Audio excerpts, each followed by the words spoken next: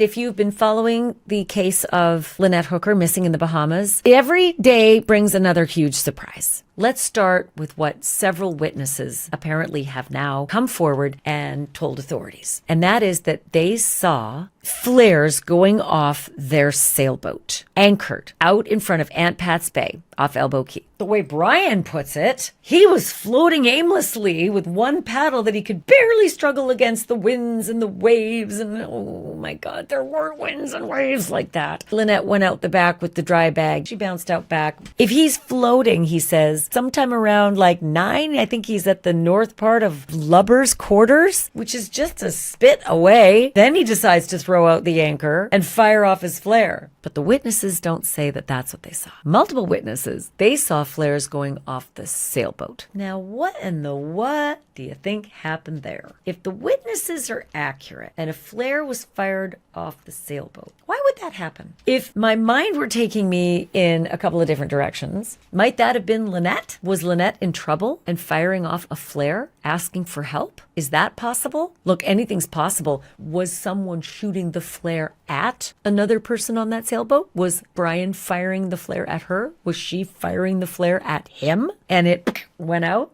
I don't know the trajectory of what the witnesses saw. Typically in distress, you fire a flare straight up and it goes up like a firework and it stays lit and illuminated long and visible for miles. And boaters know if you see a flare, someone in trouble and you got to go to help. The witnesses who saw the flare, I don't know what they did because I didn't hear any reports of anybody going to help anybody. Did it happen? Maybe, but that's not coming back to me. Multiple witnesses saw a flare. Why did multiple witnesses go to the source of the flare and help flare firer? Okay, is it possible that somebody was fighting on board Soulmate and fired a flare? Whether it was Brian firing at Lynette or Lynette firing at Brian because they were in some kind of a conflagration. Maybe.